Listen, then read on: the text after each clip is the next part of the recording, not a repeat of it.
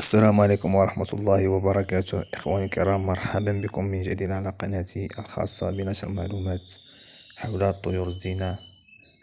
أود أن أشكر متابعي الأعزاء على دعمهم، وأود كذلك أن أدعو الزوار الجدد إلى الاشتراك معي بالقناة. إخواني، اليوم سوف أتحدث باللغة العربية الفصحى قصد الوصول إلى شريحة أكبر من الجمهور من أجل تعميم المعلومة.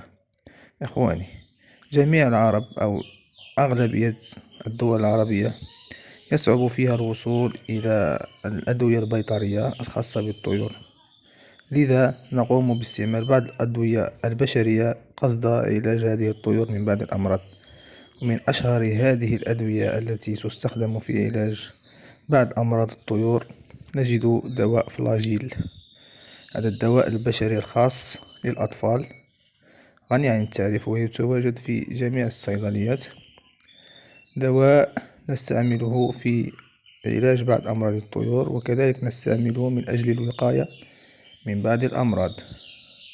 وما لا يعرفه العديد من المربون أو أغلبية المربون لا يعرفون الطريقة الصحيحة لتقديم هذا الدواء، وكذلك المقادير والمدة وماذا يجب أن نقدم بعد تقديم هذا الدواء. لذا هذا الفيديو سيكون فيه شرح مفصل لهذا الشيء باختصار، لذا أرجو منكم أن تستمروا في مشاهدة هذا الفيديو لكي تصلكم المعلومة كاملة وصحيحة. إخواني، أولا يجب علينا أن نعلم ما هي الأمراض التي يعالجها هذا الدواء، والتي يجب علينا تقديم هذا الدواء للطائر إن وجد فيه هذا المرض، وكذلك يجب علينا معرفة المقادير. من بين الأمراض التي يعالجها دواء فلاجيل مرض التهاب الأمعاء، يعني عندما توجد التهابات في أمعاء الطائر ففلاجيل يكون دواء فعال بإذن الله. وكذلك العرق الأزرق ففلاجيل ينفع في هذه الحالة. وبعد يعني الأعراض المتقدمة من بعض الأمراض المستعصية مثل الميغابكتيريا ومثل الكوكسيديا، لكن في بداية المرض نستطيع أن نتغلب عليه بفلاجيل. أما إذا تفشى المرض في الطائر ففلاجيل لا ينفع، يجب استعمال مضاد حيوي واسع الطيف. أما بخصوص العرق الأزرق والتهاب الأمعاء ففلاجيل ينفع معهم بإذن الله، يعني لا توجد أي مشاكل. طريقة تقديم هذا الدواء لعلاج التهاب الأمعاء والعرق الأزرق. إخواني الكرام، يجب أن نقدم هذا الدواء يعني في شرابة صغيرة 3 قطرات لمدة 3 أيام متتالية، ونقوم بمراقبة الطائر. قبل ذلك نقدم للطائر، يعني لا ننوع له الطعام كثيرا من أجل عدم الضغط على جهازه الهضمي. نقدم له نوع واحد، مثلا بذور البراق نقدم له فقط، ونقدم له هذا الدواء 3 قطرات في المشربية الصغيرة مدة 3 أيام متتالية، ونراقب الطائر، نرى بطن الطائر هل لا زالت هناك الالتهابات أم قلت، ونعاود الكرة.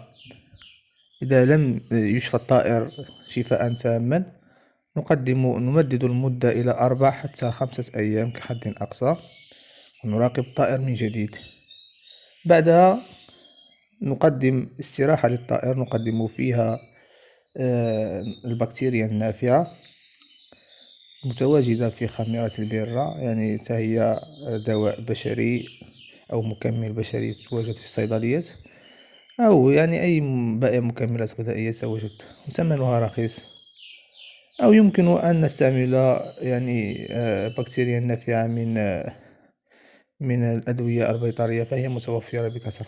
نقدم هذه البكتيريا النافعة للطائر قصد إعادة تلك البكتيريا إلى جهازه الهضمي، حيث أن هذه البكتيريا تموت عندما نقدم فلاجين. فلاجين يقضي على جميع البكتيريا في أمعاء الطيور، ومنها البكتيريا النافعة التي تنفع الطائر.